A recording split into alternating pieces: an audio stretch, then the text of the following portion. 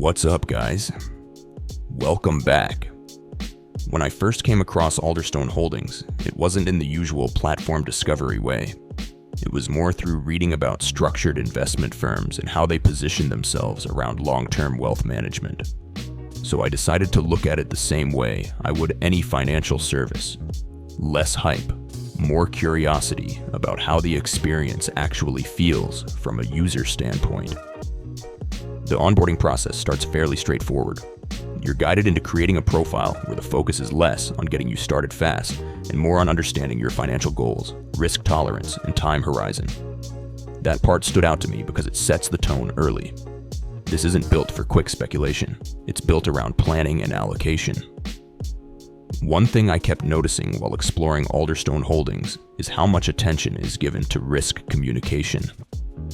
Instead of just showing performance or numbers, the platform repeatedly breaks down how risk is measured, managed, and balanced across positions.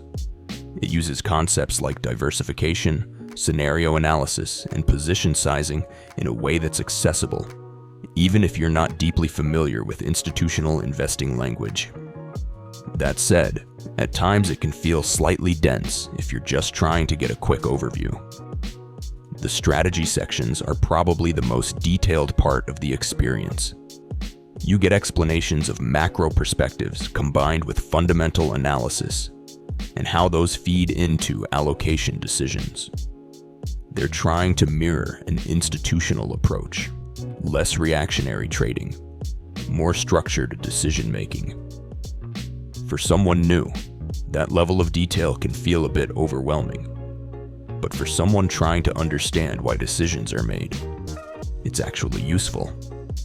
There are also some smaller usability points worth mentioning. Navigation is consistent but not particularly minimalistic, so it can take a little time to get used to where everything is located. The learning curve isn't steep, but it's definitely present.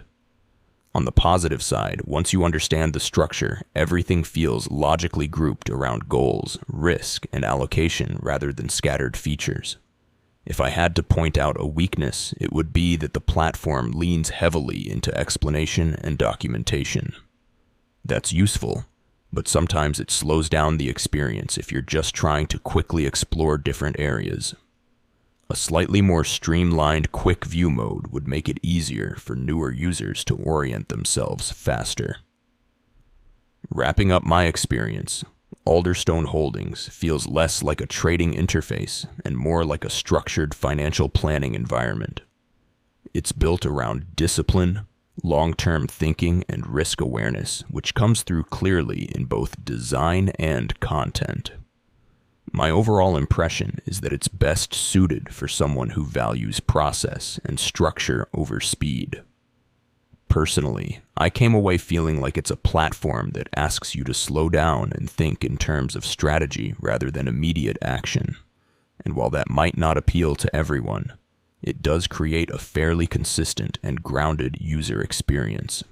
If you found this review helpful, leave a thumbs up, subscribe, and turn on the bell so you don't miss our next platform review. See you in the next one.